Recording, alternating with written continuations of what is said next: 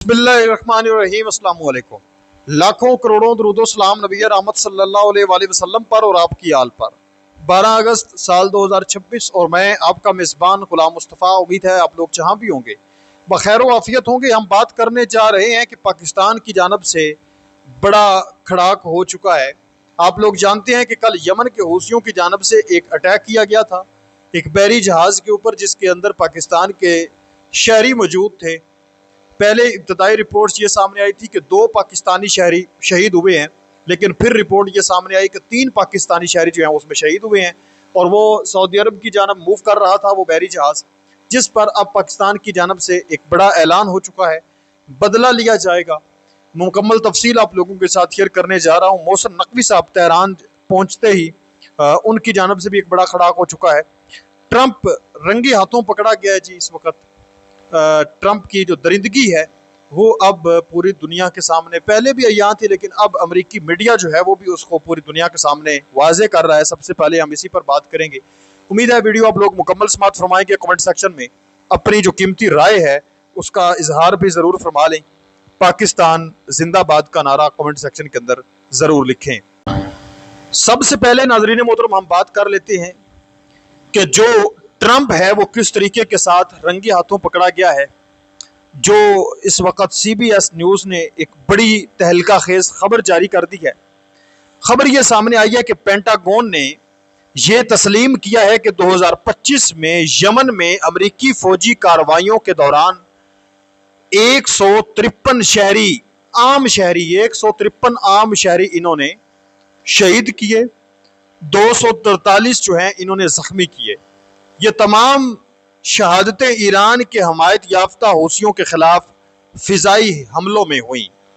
ये अदाद शुमार ऐसे वक्त में सामने आए जब पेंटागन को शहरी नुकसान को कम करने के लिए अपने प्रोग्रामों में बड़ी कटौतियों पर तनकीद का सामना है। रिपोर्ट्स के मुताबिक मार्च 2025 से अब तक अमले में तकरीबन 90% कमी हो चुकी है। अब कुछ लोगों को इस खबर की समझ आ गई होगी, कुछ लोगों को समझ नहीं आई होगी कि 2025 की खबर है तो आज 2026 में इसको क्यों शेयर किया जा रहा है। देखिए, मैं आपको चीज जो है वो समझाने की जो कोशिश कर रहा हूं।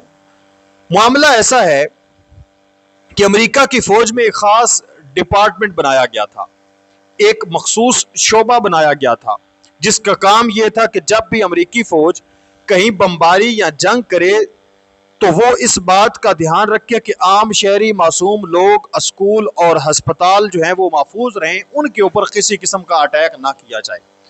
हालांकि अमेरिका ही हमला खुद करने वाला है, अमेरिका का अपना ही वो डिपार्टमेंट और शोबा मौजूद है, लेकिन जब इन्होंने अटैक करना था वो सारी चीजें होनी थी, उस शोबे को जवाब देना होता था कि बिल्कुल अब हम यहाँ पर अटैक कर रहे हैं, यहाँ पर फोर्सेज मौजूद हैं या जंगजू मौजूद हैं या हथियार बरदार लोग मौजूद हैं, आम शहरी मौजूद नहीं, हम यहाँ पर अटैक करने जा रहे हैं।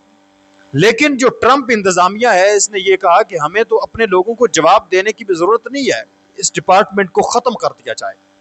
फिर क्या मामला पेश आया कि ट्रंप इंतजामिया और नए अमेरिकी वजीर दिफा पिट हेक्सेथ ने इस शोबे के बजट में बहुत बड़ी कटौती की, कमी वाक़ई कर दी और वहां काम करने वाले 90% अमले को नौकरियों से हटा दिया गया कि हमें मतलब जवाब देने की क्या जरूरत है, हम जवाब देने के कायल नहीं हैं, हम जब चाहें जहां चाहें अटैक कर सकते हैं, हमें यह खुली छूट होनी चाहिए।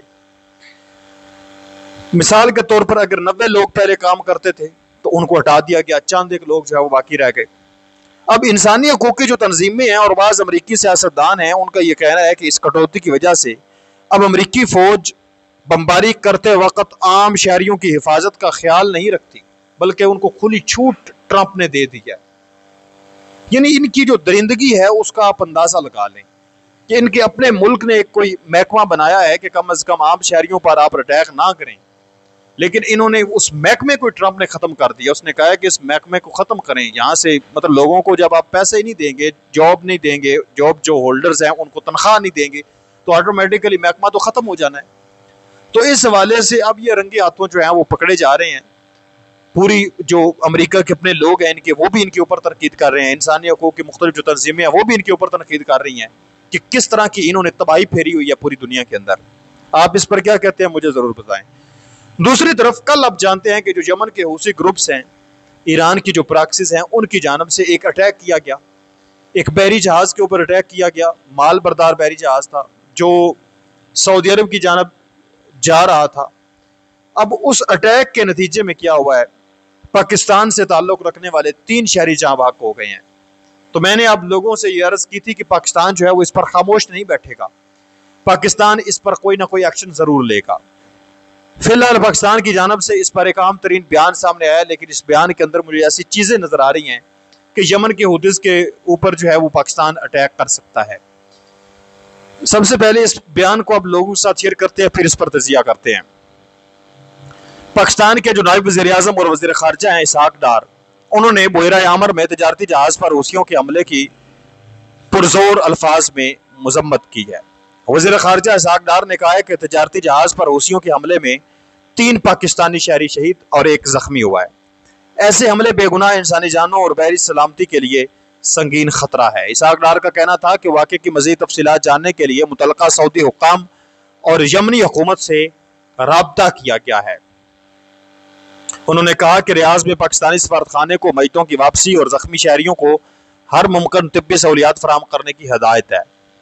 دوسری جانب ترجمان دفتر خارجہ نے بھی اپنے بیان میں حملے کی مذمت کرتے ہوئے کہا کہ باب المندب میں تجارتی جہاز پر حوثیوں کا حملہ افسوسناک ہے۔ حملے سے بحیرہ عامر میں تجارتی جہاز رانی کے لیے خطرات میں اضافہ ہوا ہے۔ حکومت پاکستان صورتحال پر نظر رکھے ہوئے ہے۔ انہوں نے کہا کہ ہم بین الاقوامی پانیوں میں آزادانہ جہاز رانی کی حمایت کرتے ہیں، پاکستانی سعودی قیادت میں بحری سلامتی کے حوالے سے قائم اتحاد کا حصہ ہے اور بین الاقوامی پانیوں کو محفوظ بنانے، جہاز رانی کو یقینی بنانے کے لیے ذمہ داریاں ادا کرنے کو تیار ہے۔ یعنی یہ اعلان ہو گیا ہے کہ نیکسٹ جو ہے وہ اس چیز کو محفوظ رکھنے کے لیے، وہاں سے جہاز رانی کو محفوظ بنانے کے لیے پاکستان ذمہ داری ادا کرنے کو تیار ہو چکا ہے، اور معاہدے کا بھی حصہ ہے۔ یہ اعلان ہو چکا ہے کہ سعودی عرب کے ساتھ جو معاہدہ ہوا ہے، ایک ہے دفاعی معاہدہ میوچل ڈیفنس پیکٹ، وہ علیحدہ چیز ہے، ایک اور جو نیا اتحادی معاہدہ ایک ہوا ہے جس میں مختلف دنیا کے ممالک شامل ہیں کہ یہاں سے جو ہے وہ بحری جو جہاز رانی ہے وہ بالکل محفوظ ہونی چاہیے۔ تو اب یمن کے حوثیز نے یہ جو اٹیک کیا ہے پاکستانی شہری بالخصوص اس میں جو شہید ہوئے ہیں، تو اب حالات ایسے نظر آ رہے ہیں، یہ بیان ہمیں یہ بتا رہا ہے کہ پاکستان اس کا بدلہ لے گا اور کوئی اٹیک جو ہے وہ اب ہو سکتا ہے یمن کے حوثیوں کے اوپر، کیونکہ 3 ہمارے شہری جو ہیں وہ شہید ہوئے ہیں۔ یہ کوئی معمولی بات نہیں ہے۔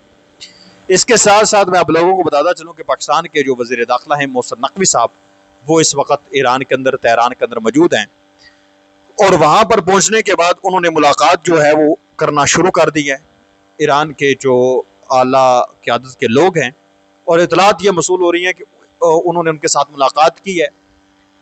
تو اس ملاقات کے اندر پاکستان کے جو فیلڈ مارشل ہیں عاصم منیر، ان کا اور وزیر اعظم شہباز شریف صاحب کی جانب سے جو مخصوص قسم کا پیغام ان کو دیا گیا تھا، وہ پیغام بھی انہوں نے اب ایران کے حوالے کر دیا ہے۔